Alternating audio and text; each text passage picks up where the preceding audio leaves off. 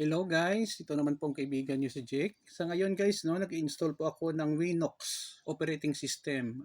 Isa po siyang Linux distribution na ang kanyang tema is Windows Team over Linux Installer. Debian po ito. Now, ano ba ang nagustuhan ko dito sa Linux operating system? Alam ko guys, marami po itong distribution like Ubuntu, Red Hat, ano pa ba, Linux Mint at iba-iba pa. Ang kagandahan kasi sa Linux, una-una guys ay libre po siya. Pangalawa, kahit luma ang laptop, katulad dito, luma, bili ko yata dito parang 7,000 no? O pesos. Pwede mo siyang magamit. Pangalawa, no, wala pong virus sa Linux.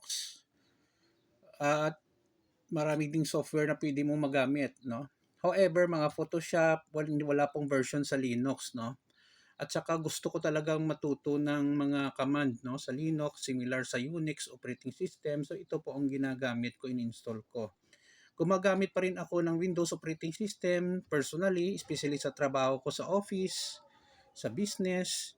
Pero hindi pa mawala-wala sa akin ang Linux operating system. Ito po, na-try ko po ang Linux, no. So ito po, may only office po siya, Chrome Winboat, Edge, Copilot, OneDrive.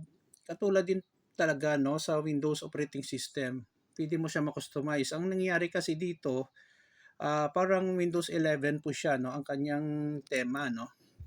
So kagandahan kasi hindi ka na mahirapan, no, katulad nito, oh.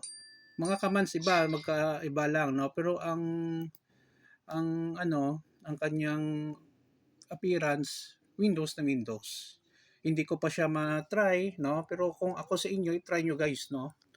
Ang Winox operating system. Maraming salamat sa inyong pakikinig at panonood. Gagawa uri ako ng video kung ano ang aking experience sa paggamit ng Winox operating system sa sunod na mga video kung may chance guys.